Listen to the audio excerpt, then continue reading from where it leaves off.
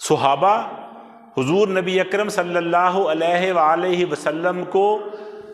کھلے ہوئے قرآن کے ساتھ تشبیہ دیا کرتے تھے۔ حضرت انس بن مالک رضی اللہ تعالیٰ عنہ آپ راوی ہیں،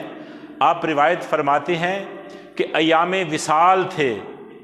جن دنوں میں حضور نبی اکرم صلی اللہ علیہ وآلہ وسلم نے دنیا سے پردہ فرمانا تھا، وہ دن چل رہے تھے، تو ہم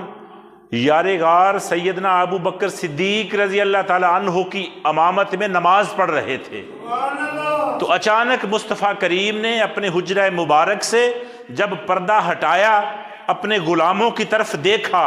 تو صحابہ کہتے ہیں کہ ہمیں یوں لگا کہ جیسے قرآن کے کھلے ہوئے ورق ہوتے ہیں، کہ چہرہ ہے کہ انوار دو عالم کا صحیفہ،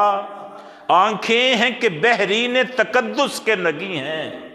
ماتھا ہے کہ وحدت کی تجلی کا ورق ہے، عارض ہیں کہ والفجر کی آیت کے امی ہیں، گیسو ہیں کہ واللیل کے بکھرے ہوئے سائے، ابرو ہیں کہ قوسین شب قدر کھلے ہیں، اور گردن ہے کہ برفر کے زمیں اوج ثریا، لب صورت یاقوت شعاؤں میں دھلے ہیں۔ ارے باتیں ہیں کہ طوبا کی چٹکتی ہوئی کلیاں، لہجہ ہے کہ یزداں کی زباں بول رہی ہے، اور خطبے ہیں کہ ساون کے امنڈتے ہوئے دریا،